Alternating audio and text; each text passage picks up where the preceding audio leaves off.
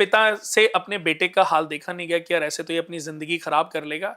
तो उन्होंने विष्णु भगवान को बोला, ब्रह्मा जी को बोला कि भाई मेरे पुत्र के ऊपर थोड़ा अपनी कृपा दृष्टि बनाओ, इनका कुछ देखो। ये तो तब ब्रह्मा जी ने कहा कि इनकी शादी करा दो। ठीक। तो ब्रह्मा जी के कहने पर जो चित्रगुप्त थे, जो लेखा जोखा रखते थे, उनकी पुत्री के साथ, चंद्रकला उनकी पुत्री थी, उनके साथ उनका विवाह करा दिया गया। तो शादी हो गई। शादी के बाद अब वो अपनी पत्नी से ना बात करते थे, ना मिलते थे, ना टहलते थे, बस अपनी भक्ति में लगे रहते थे। अब वो वापस से ब्रह्मा जी के पास गई उनकी पत्नी। उन्होंने कहा आपने किससे मेरी शादी करा दी? ये तो ना मुझे टाइम देते हैं, ना बात करते हैं प्यार से, और दिन रात अब श्रीनाथ जी की भक्ति में लगे रहते हैं।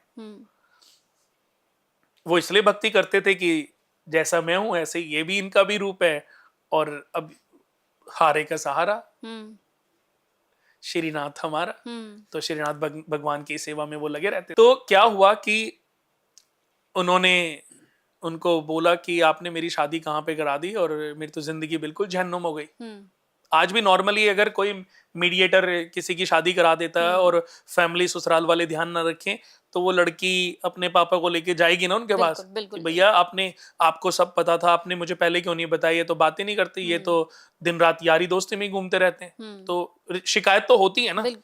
तो ब्रह्मा जी ने बोला कि एक काम करो, पूर्णमासी के दिन उन्होंने एक रिक्वेस्ट रखी कि चलो वो जैसे भी रहें, मुझे इनसे एक पुत्र सुख मिल जाए, उसके बाद मैं उस पुत्र के सहारे अपनी पूरी जिंदगी बिता दूंगी, फिर मुझे कभी इनकी नीड नहीं पड़ेगी, फिर मैं कोई गिला शिकवा नहीं रखूंगी, पर अभी तो मेरे पास कुछ है भी नहीं ना।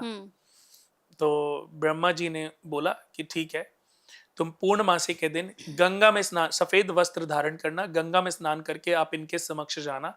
जब इनकी दृष्टि आपके ऊपर पड़ेगी तो ये अपने आप को रोक नहीं पाएंगे, और आपकी जो भी पुत्र सुख को लेकर के जो भी इच्छा है वो पूर्ण हो जाएगी। तो उन्होंने कहा ठीक है। अब वो बेचारी एक पूर्णमासी आई, वो गंगा में स्नान किया, वो उनके समक्ष गई, लेकिन उन्होंने दृष्टि उठा के ही नहीं देखा। दूसरी पूर्णिमा भी निकल गई, तीसरी पूर्णिमा भी निकल गई, उन्होंने दृष्टि नहीं उठा के देखी। अब वो इतनी क्रोधित हो गई कि उनकी पत्नी ने फिर उनको श्राप दिया कि जिस तरीके से वो तीन ही उनको, कि ये तुम्हें 3 पूर्णमासी के अंदर करना है, नहीं तो फिर सुख नहीं मिलेगा। कि तुमने मेरे ऊपर एक दृष्टि नहीं डाली, शायद दृष्टि डल जाती तो मेरी विश पूरी हो जाती, लेकिन तुमने तो दृष्टि नहीं डाली। कि अब मैं तुम्हें श्राप देती हूं कि आज के बाद तुम जहां भी दृष्टि डालोगे ना, वो भस्म हो जाएगी। अब जब उन्होंने वो श्राप सुना तो उनको थोड़ा लगा कि यार मेरे से कुछ गलतियां तो हुई हैं, कि मैंने पत्नी को समय नहीं दिया, उनकी उसका वो भी अपनी जगह सही थी। तो जैसे ही अब उन्होंने दृष्टि उठाई तो जहां दृष्टि डाले वो भस्म हो जाए, और वो जहां दृष्टि डाले वो भस्म हो जाए। तो उन्होंने, आप देखो कभी भी शनि देवता के जितने भी आप एपिसोड सीरियल देखोगे ना, वो हमेशा अपनी नजरें झुका के, या जितने भी आप मंदिरों में जाओगे ना, शनि देवता की जो फोटो लगी होती है उसमें आधी आंखें जो हैं झुकी हुई होती हैं, क्योंकि वो नहीं चाहते कि उनकी दृष्टि किसी चीज पर पड़े और वो भस्म हो जाए। इसलिए शायद ये भी कहा जाता है कि आप जब शनि मंदिर में जाओ तो आप कभी भी बिल्कुल सामने मत खड़े हो, ये शायद इसीलिए कहा जाता है। ये फिर देखो, ये उनका रूप है, वो साक्षात अभी शनि प्रकट तो हो नहीं रहे, बट इसको वहम लेने की जरूरत नहीं। कोशिश करो कि साइड से पूजा करो, सामने से पूजा करो, मैं कह रहा हूं कोई प्रॉब्लम नहीं है, लेकिन उनके 30 एंगल पे नहीं होना चाहिए, 30 एंगल पे नहीं होना चाहिए। जैसे हम ये बैठे हैं ना, तो इधर ये वक्री दृष्टि है। अच्छा। लेकिन फिर भी मैं कहना चाहूंगा कि अगर आपके मन में भाव है ना, आपके मन में भाव है, आप जिस मर्जी एंगल से कर लो, क्योंकि मैं भी ऐसा ही हूं। अच्छा। मैं जब शनि देव की पूजा करने जाता था, या कभी जब जाता हूं ना, मैं कोई नियम, मैं तो दिल से बात करता हूं, बैठता हूं, उनको स्नान कराता हूं। एक है रोहिणी में काली माता का मंदिर, सेक्टर 11 की तरफ जाओ तो वहां पे शनि मंदिर भी है। तो मैं जब भी जाता हूँ वहीं पे जाता था पहले, तो बहुत जाता था, अब थोड़ा कम, क्योंकि ट्रैवल इतना ज्यादा रहता है।